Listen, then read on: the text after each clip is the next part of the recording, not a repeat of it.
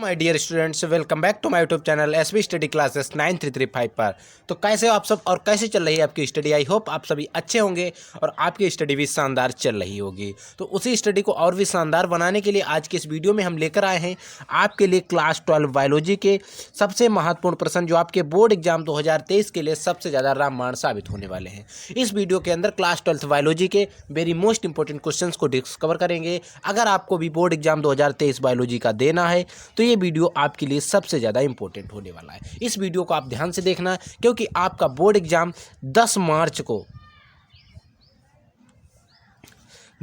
को MP board का board exam biology का लगा हुआ है। तो उसी के लिए टॉप कुछ वेरी मोस्ट इंपॉर्टेंट क्वेश्चंस हैं, उनको लेकर मैं आज के इस वीडियो में हाजिर हूं। तो आपको वीडियो कंप्लीट देखना है, शुरू से अंत तक देखना है। आपको 100% आपके बोर्ड एग्जाम में क्वेश्चंस फंसने वाले हैं। तो इसीलिए आपको क्या करिए, वीडियो को कर दीजिए लाइक। अगर चैनल पे है तो चैनल को भी कर लेना सब्सक्राइब, ताकि आगे आने वाले हर वीडियो का जो नोटिफिकेशन है वो सबसे पहले आप तक पहुँचे और आप अच्छे से तैयारी कर सकें। तो स्टूडेंट, फर्स्ट क्वेश्चन क्या है हमारे तरफ देखिएगा।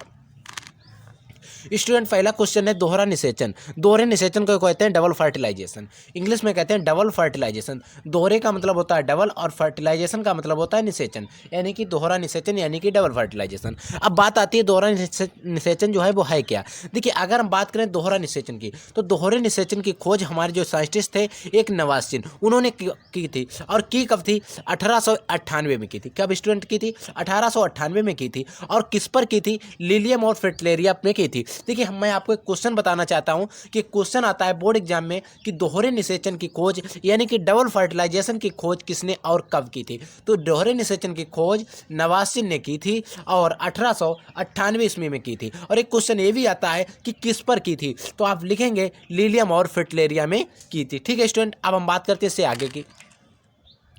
देखिए, दोहरा निषेचन क्या बात होती है। दोहरा यानी कि दोहरे निषेचन का अगर आप संधि विच्छेद करेंगे, दोहरा प्लस निषेचन यानी कि अगर हम देखें तो दो बार निषेचन को हम कहेंगे दोहरा निषेचन, जिसमें भी दो बार निषेचन होता है।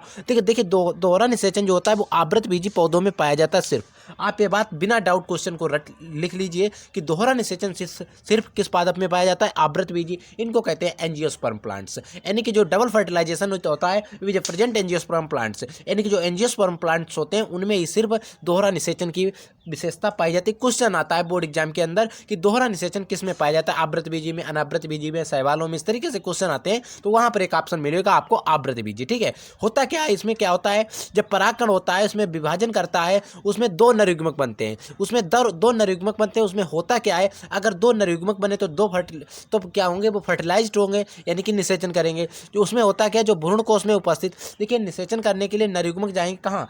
भ्रूण कोश में। भ्रूण कोश में होता क्या है, एक तो अंडकोश का होती है, द्विध्रुवीय केंद्रक से समेकन करते हैं। अंडकोश का और द्विध्रुवीय केंद्रक से क्या करते हैं स्टूडेंट? वो समेकन करते हैं या निषेचन करते हैं। अब बात आती है कि अंडकोशिका से करते हैं और फिर द्विध्रुवीय केंद्रक से करते हैं। इनको कहते क्या है, इनके बारे में भी हम डिटेल देखते हैं। देखिए, होता क्या है, इसमें पहला नरयुग्मक जो फर्स्ट नरयुग्मक होगा मेल गैमेट्स होगा वो अंडकोश का, और जो अंडकोश का होती है एग सेल वो होती है हैप्लॉइड यानी कि एन। उससे क्या करता है? समेकन, जिससे बनता क्या है? हमारा युग्मनज बनता है, जायगोट। इसको इंग्लिश में कहते हैं क्या स्टूडेंट? जायगोट। इससे क्या बनता है? जायगोट बनता है। और इस क्रिया को हम सत्य निषेचन कहते हैं। ये बात आपको ध्यान रखना है। देखिए, कभी कभी क्वेश्चन आता है सत्य निषेचन क्या कहते हैं, तो आप वहां पर एक परिभाषा लिखना चाहेंगे कि जब दोहरा निषेचन के समय जो पहला नरयुग्मक होता है अंडकोशिका से समेकन करता है जिससे युग्मनज बनता है, ये क्रिया हमारी सत्य निषेचन यानी कि ट्रू फर्टिलाइजेशन कहलाती है। ठीक है स्टूडेंट, इससे आगे हम बात करते हैं क्योंकि दो नरयुग्मक बनते हैं तो दो बार निषेचन होता है। इसमें दूसरा नरयुग्मक होता है द्विध्रुवीय केंद्रक से समेकन करता है। किससे स्टूडेंट करता है समेकन?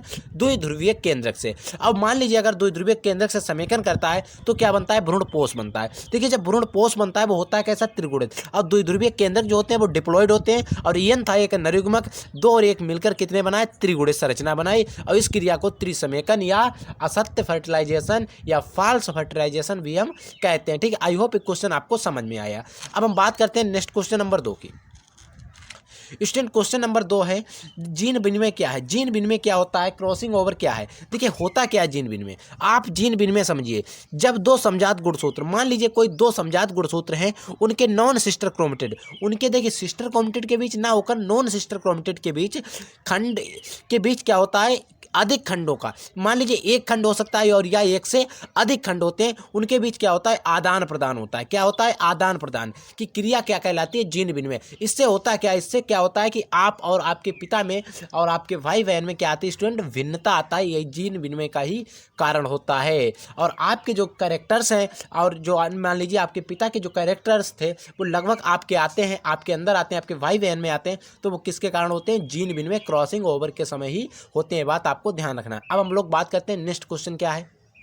तो देखिए स्टूडेंट, नेक्स्ट क्वेश्चन जो है आज के इस वीडियो का सबसे महत्वपूर्ण क्वेश्चन है और आज के इस वीडियो का सबसे बड़ा टॉपिक है जो बच्चों को अक्सर परेशान करता है। उस टॉपिक को मैंने आज के इस वीडियो में सरल तरीके से आपको पढ़ाऊंगा। आज का जो टॉपिक है वो है परागण क्रिया क्या है। देखिए, अगर हम बात करें परागण क्रिया जो होती है, बहुत बड़ा क्वेश्चन है और इससे क्वेश्चन लगभग कम से कम 5-6 नंबर के आपके बोर्ड एग्जाम में बनने के चांसेस होते हैं। तो आपको ये वीडियो पूरा देख लेना है। आपको करना क्या है, आपको समझ लेना इतना है। देखिए, परागण क्या होता है, परागण क्या होता है, किसी पुष्प के पराग कणों का परागकोश से निकलकर अगर वो वर्तिकाग्र पर पहुंच जाते हैं, इस क्रिया को कहते हैं क्या, हम परागण। अब बात आती है परागण के प्रकार। परागण कितने प्रकार का होता है, तो देखिए अगर हम बात करें मुख्य रूप से परागण 2 प्रकार का होता है। एक होता है स्वपरागण और एक होता है परपरागण। सेल्फ पॉलिनेशन स्वपरागण को कहते हैं, परपरागण होता है। ठीक है, स्वपरागण में क्या होता है, किसी पुष्प के जो परागकण होते हैं वो निकलते हैं उसी पुष्प के और उसी पुष्प के वर्तिकाग्र पर गिर जाते हैं।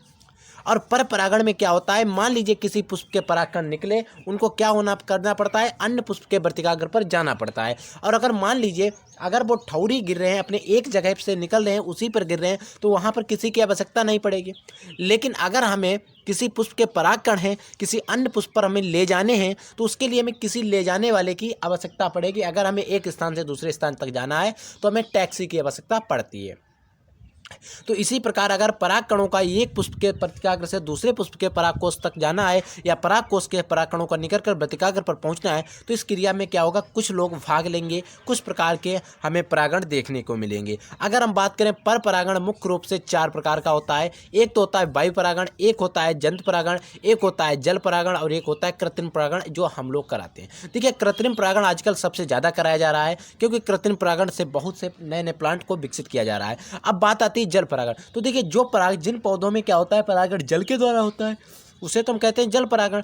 जिनमें जंतुओं द्वारा होता है उन्हें हम जंतु परागण कहते हैं, लेकिन जिनमें जल के द्वारा होता है उसे जल परागण कहते हैं। और कृत्रिम परागण जो मानव द्वारा कराया जाता है। अब बात आती है जल वायु परागण किसमें किसमें। आपने गेहूं का प्लांट देखा होगा, मक्का का प्लांट देखा होगा। मक्का का वैज्ञानिक नाम होता है जिया मेज। ठीक है, मक्का का आपने प्लांट देखा होगा, तो उसमें क्या होता है, आप किसी को देखते हैं क्या परागण कराते हुए, नहीं, तो उसमें वायु के द्वारा परागण हो जाता है। अब बात आती है जंतु परागण। तो जंतु परागण खुद एक अच्छा टॉपिक है, इसको मैं और बात करूंगा। अब देखिए, जल परागण किसमें किसमें होता है, तो आपने एक बिग्नोनिया सुना होगा और एक सिरेटोफिल्लम। बिग्नोनिया और सिरेटोफिल्लम में जो परागण होता है वो जल परागण होता है। ठीक है, अब हम लोग बात कर लेते हैं जंतु परागण। जंतु परागण किसमें किसमें होता है, तो देखिए जंतु परागण भी एक अच्छा टॉपिक है, अपने आप में ही एक अच्छा टॉपिक बन रहा है। तो देखिए, जंतु परागण क्या होता है, जंतु परागण कई प्रकार का होता है। मान लीजिए जंतु परागण कीट के द्वारा भी हो सकता है, पक्षियों के द्वारा भी हो सकता है और घोंगे के द्वारा भी हो सकता है और आपके चमगादड़ के द्वारा भी हो सकता है और आपके गिलहरी और हाथी के द्वारा भी हो सकता है। यहाँ से लेकर आप चींटी से लेकर गिलहरी तक जंतु परागण होता है। ठीक है, अब हम बात करते हैं कि जंतु परागण कीट द्वारा होने वाले परागण को कीट परागण, पक्षी द्वारा होने वाले परागण को पक्षी परागण, घोंगा द्वारा होने वाले परागण को घोंगा परागण, चमगादड़ द्वारा होने वाले परागण को चमगादड़ परागण और गिलहरी द्वारा होने वाले परागण को गिलहरी परागण कहते हैं। और हाथी के द्वारा जो परागण कराया जाता है उसे हाथी परागण कहते हैं। अब बात आती है कि कीट परागण किसमें होता है, तो आपने पढ़ा होगा साल्विया और मटर, और आपने पढ़ा होगा अंजीर। अंजीर में कीट परागण होता है, वो किसके द्वारा होता है स्टूडेंट, बर्र के द्वारा होता है। ठीक है, बात ध्यान रखना। और पक्षी द्वारा अगर हम परागण की बात करें तो आपने पढ़ा होगा बिग्नोनिया पढ़ा होगा और अपने एक प्लांट पढ़ा होगा सेमल। बहुत से होते हैं, यहाँ पर मैंने मुख्य को लिया है। अब बात आती है जमीकंद परागण। जमीकंद परागण किसमें होता है, देखिए जमीकंद द्वारा परागण वो घोंगा द्वारा परागण होता है। जमीकंद और सर्पपादप में एक प्लांट होता है सर्पपादप, उसमें भी किसके द्वारा परागण होता है, घोंगे के द्वारा होता है। अब बात आती है चमगादड़ परागण की। तो देखिए, चमगादड़ द्वारा जिसमें परागण होता है उसे हम क्या कहते हैं, चमगादड़ परागण। अगर हम बात करें चमगादड़ परागण जो होता है वो हमारे कदम में होता है और हमारा एक प्लांट होता है कचनार, उसमें भी होता है। अब बात आती है गिलहरी परागण। तो गिलहरी परागण किसमें होता है, तो देखिए गिलहरी परागण किसमें होता है, आपने एक प्लांट सुना होगा नहसुत। ये देखिए, मैं फेमस प्लांट के नाम बता रहा हूँ, ऐसे बहुत से प्लांट हैं जिनमें इसके द्वारा परागण होता है। अब बात आती है हाथी द्वारा परागण। देखिए हाथी द्वारा अगर परागण की बात करें तो मुख्य रूप से आपने सुना होगा रेफ्लेसिया, विश्व का सबसे बड़ा फूल होता है वो रेफ्लेसिया की होता है। और रेफ्लेसिया में परागण किसके द्वारा होता है? अगर सबसे बड़ा फूल है तो सबसे बड़े जानवर से ही होगा लगभग, तो हाथी द्वारा परागण होता है, ऐसे आप ध्यान रखना, ठीक है। अब हम लोग बात करते हैं नेक्स्ट क्वेश्चन की तरफ। स्टूडेंट नेक्स्ट क्वेश्चन हमारा है लिंकेज के बारे में, इसे हम कहते हैं संलग्नता। संलग्नता क्या होता है? संलग्नता को आप अच्छे से समझ लीजिए, इससे भी क्वेश्चन बोर्ड एग्जाम के अंदर आते रहते हैं। देखिए संलग्नता की खोज की अगर हम बात करें तो हमारे एक साइंटिस्ट थे टी.एच. मॉर्गन, इन्होंने 1910 ईस्वी में की थी। संलग्नता की अगर हम खोज की बात करें तो हमारे एक साइंटिस्ट थे टी.एच. मॉर्गन, उन्होंने 1910 ईस्वी में की थी। लेकिन इन्होंने संलग्नता का गुणसूत्रीय सिद्धांत प्रस्तुत किया। ऐसा नहीं सिर्फ खोज की, इन्होंने संलग्नता का गुणसूत्रीय सिद्धांत भी प्रस्तुत किया। और फिर इसके बाद उन्होंने बताया संलग्नता 2 प्रकार की होती है। क्या बताया? इसके प्रकार भी कितने होते हैं? 2 होते हैं, ठीक है। और अगर हम इन 2 प्रकार की बात करें तो कौन से होते हैं? देखिए 2 प्रकार कौन से होते हैं? तो देखिए जो 2 परागण होते हैं, एक तो होती है पूर्ण संलग्नता, एक अपूर्ण, यानी कि कंप्लीट लिंकेज और इनकम्प्लीट लिंकेज। देखिए कंप्लीट लिंकेज क्या होती है? जब मान लीजिए गुणसूत्र पर जो जीन्स स्थित होते हैं, जब आपके माता पिता वंशागत होती हो, जब वंशागति होती है उस समय एक दूसरे से अलग नहीं होते हैं। देखिए मान लीजिए गुणसूत्र पर आपके माता के गुणसूत्र पर या पिता के गुणसूत्र पर जो जीन्स थे वो वंशागत जिस समय हुआ उस समय वो अलग नहीं हुए, एक दूसरे से अलग नहीं हुए, ठीक है। क्रॉसिंग ओवर के समय, किस समय? जीन विनिमय के समय, तो उसे क्या कहते हैं? पूर्ण संलग्नता कहते हैं, जब अलग नहीं होते। इससे होता क्या? इससे जो आपके माता और पिता बिल्कुल समान होते हैं तो वैसे ही बच्चे भी उनके समान ही हो जाते हैं, इसमें कोई डिफरेंट नहीं होता। लेकिन अगर हम बात करें इनकम्प्लीट लिंकेज यानी कि अपूर्ण संलग्नता, तो इससे क्या होता है? इसमें बिल्कुल उल्टा होता है। इसमें क्या होता है? जब गुणसूत्र पर स्थित जीन्स वंशागत के समय एक दूसरे से अलग हो जाते हैं और इसमें पैतृक सहयोग कम बनते हैं, इसमें क्या होता है? नए सहयोग भी बनते हैं और इसे क्या कहते हैं? अपूर्ण संलग्नता कहते हैं। आई होप ये टॉपिक आपको समझ में आ रहे होंगे। अब हम लोग इससे आगे की बात करते हैं, इससे आगे के क्वेश्चन क्या हैं। तो स्टूडेंट अब हम जिस टॉपिक पर बात करेंगे, जो क्वेश्चन देख रहे हैं वो है पक्षियों में लिंग निर्धारण। काफ़ी बार पूछा गया बोर्ड एग्जाम के अंदर क्वेश्चन, बच्चों को परेशान करने वाला क्वेश्चन, बच्चे इसमें कंफ्यूज होते हैं। आज मैं वो कंफ्यूजन भी दूर कर दूंगा। आज की इस वीडियो में अगर फंस गया तो आप इसको भी पढ़ते चलिए। देखिए पक्षियों में लिंग निर्धारण कैसे होता है। देखिए पक्षियों में अगर हम लिंग निर्धारण की बात करें तो वो होता है जेड और जेड प्रकार का। किसका होता है? जेड और जेड प्रकार का। इसमें होता क्या है? नर युग्मज जो होता है वो समयुग्मजी होता है और मादा युग्मज जो होता है वो विषम युग्मजी होता है। मान लीजिए हम स्टूडेंट कन्फ्यूज कहाँ पर होता है? जो हमारे मनुष्य में होता है वो XX और XY गुणसूत्र द्वारा होता है और जो XX होता है वो फीमेल होता है। तो इसमें होता है क्या? फीमेल जो होता है वो समान होते हैं, दोनों में XX होते हैं, तो समयुग्मजी होता है। तो वहाँ पर स्टूडेंट कन्फ्यूज होते हैं, लेकिन यहाँ पर पक्षियों में बिल्कुल उल्टा होता है, ठीक है। इसमें जो फीमेल होती है वो विषम युग्मजी होती है, नर होता है वो समयुग्मजी होता है। अगर हम बात करें कुछ महत्वपूर्ण पक्षियों में लिंग निर्धारण की बात कर लेते हैं, जैसे सरीसृप में भी होता है इसी प्रकार का, आपकी तितली में भी इसी प्रकार का होता है और पतंगे जो आदि होते हैं इनमें भी इसी प्रकार का लिंग निर्धारण किस प्रकार का? जेड और जेड डब्ल्यू प्रकार का होता है। अब हम क्या करते हैं, इसका जो एक रेखीय चित्र भी देख लेते हैं। रेखीय चित्र का मतलब होता है कि इसमें अगर मान लीजिए जो ऐसे हैं तो अगर हम इनमें निषेचन करा देते हैं, क्रॉस करा देते हैं, तो क्या बनने के चांस होते हैं। देखिए अगर हम बात करें कि नर होता है जेड जेड और मादा होती है जेड डब्ल्यू, अगर हमने इनमें क्रॉस कराया, इनके युग्मनज बनाए, युग्मक बनाने से समय क्या हुआ? जेड अलग हो गया, जेड अलग हो गया, जेड डब्ल्यू अलग कर दिया। जब हमने पहले इसका जो था इसके साथ क्रॉस कराया तो हमारा क्या बना? जेड और जेड यानी कि नर बना। अब हमने इसी का फिर कराया इसके डब्ल्यू के साथ तो क्या बना? जेड डब्ल्यू यानी कि मादा बन गई। फिर हमने इसके साथ कराया तो जेड जेड यानी कि नर बन गया। अब फिर हमने इसके साथ कराया तो हमारी क्या बन गई? मादा बन गई, ठीक है। ये बात आपको क्लियर हो गई। अगर हम इसमें बात करें कोई भी नर और मादा, फीमेल और मेल जो रिप्रोडक्टिव करते हैं उसमें 50-50 चांस होते हैं, लड़का होगा या लड़की होगी, एक को दोष देना मुमकिन नहीं होता है। नेक्स्ट क्वेश्चन क्या है? एक जीन एक एंजाइम परिकल्पना। देखिए एक जीन एक एंजाइम परिकल्पना क्या है? एक जीन एक एंजाइम परिकल्पना जो हमारे एक साइंटिस्ट थे बिडल और टाटम ने दी थी, ठीक है।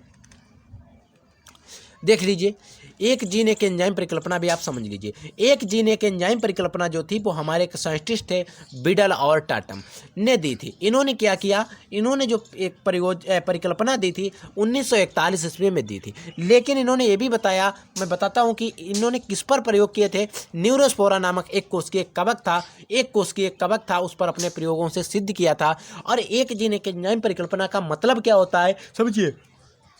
एक जीन एक एंजाइम, एक अगर कोई जीन है तो वो एक ही एंजाइम बनाएगा। मान लीजिए कोई एक विशेष जीन होता है वो किसी विशेष प्रकार के एंजाइम को बनाएगा, और अगर कोई विशेष प्रकार का एंजाइम होगा तो वो किसी विशेष प्रकार की प्रोटीन का ही संश्लेषण करेगा। तो इसी बात को आप ध्यान में रखते हुए एक जीन किसी एक विशेष प्रकार के एंजाइम का संश्लेषण करता है, बात आपको ध्यान रखना है। एक जीन एक विशेष एंजाइम बनाता है, वो क्या करता है, प्रोटीन का संश्लेषण करता है, ये बात आपको ध्यान रखना है। तो आई होप ये वीडियो आपको बहुत अच्छा लगा होगा। अगर आपको वीडियो पसंद आया हो तो वीडियो को लाइक कर देना, चैनल पर नए तो चैनल को भी सब्सक्राइब कर लेना, ताकि आगे आने वाले हर जो वीडियो का नोटिफिकेशन है वो सबसे पहले आप तक पहुंचे और आपकी तैयारी जो है वो समय समय पर होती रहे। तो आज के लिए बस इतना ही, हम मिलेंगे एक नए वीडियो में नए टॉपिक के साथ। तब तक के लिए जय हिंद, वंदे मातरम।